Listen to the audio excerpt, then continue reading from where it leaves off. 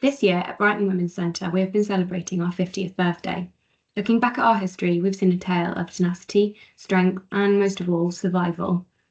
BWC has weathered many storms and encountered many highs and lows. This is also the story of women's fight for equality over the past 5 decades. This International Women's Day, in celebration of Women's History Month and 50 years of BWC, we will be speaking to women whose work can tell us something about how far we have come and where we still have to go. We put 5 questions to Caroline Lucas, former leader of the Green Party and until last year, the MP for Brighton Pavilion. This year's International Women's Day campaign theme is Accelerate Action, emphasising the importance of taking swift and decisive steps to achieve gender equality. What has your time as a Member of Parliament taught you about how best to accelerate action?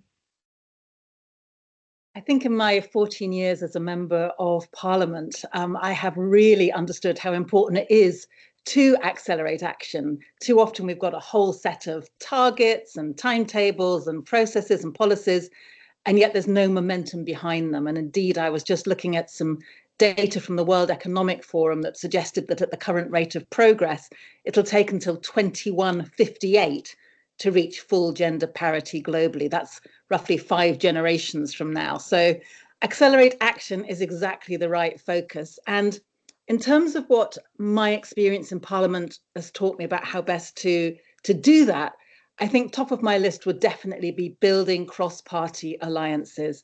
And I think there's more scope than you might think for finding areas of common ground between different parties and then working together as closely as possible to push those up the agenda and to get the government hopefully to agree to change. I think there's a real importance as well around coordinating pressure outside Parliament with key moments inside Parliament. So, for example, if there were some legislation going through Parliament that could be amended, for example, then having people on the outside of Parliament, constituents writing to their MPs, lobbying them, coming to Parliament, writing to the papers, all of that helps to add pressure so that when MPs inside Parliament are trying to change policy, government knows that there's this real backing from the outside as well. I would say media coverage is absolutely vital. I think having things like articles from high-profile supporters in some key media, creating stories around, for example, a mass lobby of Parliament. Don't forget local media, because a lot of MPs will pay attention to local media, particularly if they're sitting on a small majority, so they have to care what their constituents think. And I think all of that together can kind of build up to this moment where change really can happen. And there are some great examples of that. So, for example, the National Women's Justice Coalition for a long time was calling for the creation of a women's justice board to try to improve the way women are treated in the criminal justice system. And they lobbied before the Labour government came into power. They are keeping the focus on now. The government has agreed to create this women's justice board, but it's got to be created in the right way. So I think the other last bit of advice I would give is that being there for the long haul, making sure that you don't just think you've got an idea over the line and then you go away and work on something else. You've got to keep the pressure up, keep the momentum up, make sure that the ideas as they develop are in line with what you originally were hoping for. What can the history of environmental justice movements reveal or add to the history of women's rights? I think this question about what the history of environmental justice movements can reveal or add to the history of women's rights is just such a massive and interesting and provocative area. And it just got me reflecting really about how much of the environmental justice movement has been led by women. And that's true in both the North as well as the South. And I'm thinking of icons like Rachel Carson, a US scientist and campaigner. Her book, Silent Spring, in the early 60s, really marked the start of the modern environmental movement. And it had huge influence. Basically, it was looking at the impact of pesticide use on nature and indeed on human health. And there was huge resistance at the time, and many people attacked her because she was a woman. I mean, lots of the attacks on her were very gendered. She was labelled an hysterical spinster, for example.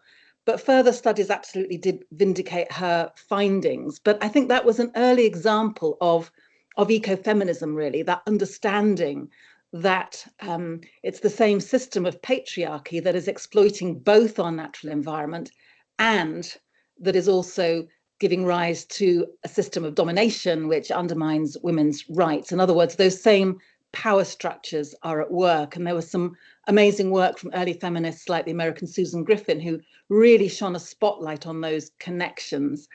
And then I was thinking about Greenham Common, which was a really formative experience for me. And again, there you saw women taking the lead in the protest against nuclear weapons on UK soil.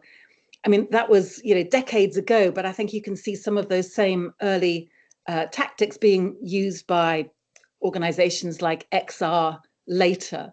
So I think that there is a huge amount of intersection between the environmental justice movement and the women's rights movement. I think both can learn from each other. And I think my overall sense is that just how interconnected they've been right from the very start. During your many years in politics and as a member of parliament, what have you seen change as a result of better representation of women in politics, and what still needs to happen? Well, very, very slowly. It is true to say that we do now have a better representation of women in politics than was the case when I first started out in politics.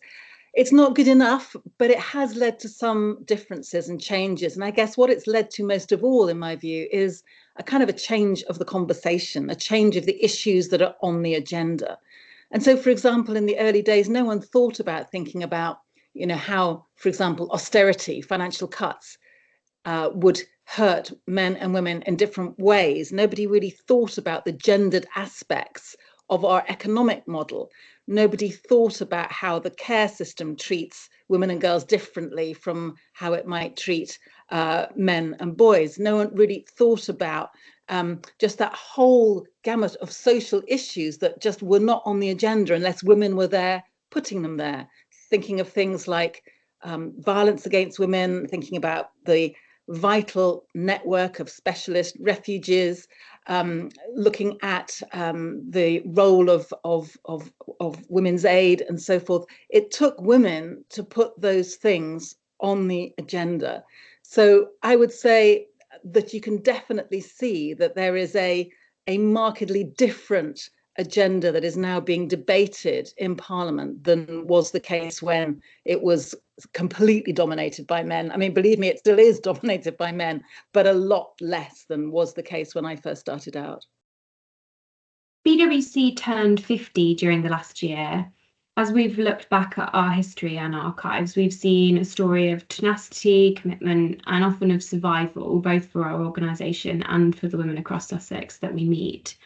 Having worked closely with our sector and the women of Brighton for so long, how might you characterise the local community? Having worked closely with the sector, with Brighton Women's Centre, with the women of Brighton for a long time, I would characterise our local community as being extremely vocal in the best possible way, of being really brave and passionate and demonstrating real solidarity between the different parts of the wider movement. And I think BWC has such an important place in the heart of Brighton. I think that, having been there for 50 years, so many people have had some connection with BWC and feel so proud of what exactly that history of tenacity and strength and commitment has really done, how so many storms have been weathered. So I think there is enormous loyalty and love for BWC. And I think that it's really seen as the kind of the glue that holds the wider movement together. And I think part of that is to do with the approach of BWC. One of the quotes on the website really summed it up for me. And it says, "Nobody knows exactly what it's like to walk a mile in your shoes, but we will walk the next mile with you." And I think that's really beautiful, because it's not being arrogant and supposing that we know what it's like to be in another person's shoes, another woman's shoes. And yet we will reach out with partnership, with solidarity, bearing witness. We'll be there with you.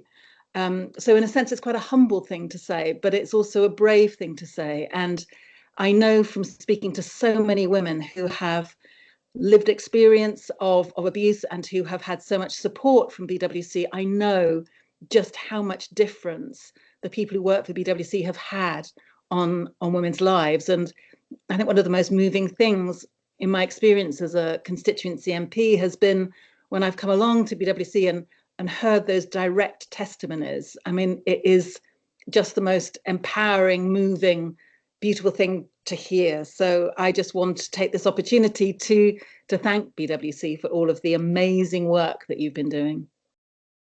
At BWC, one of the key impacts we hope to have is that the women we work with feel heard. What key issue or message would you really like to be heard for women this year?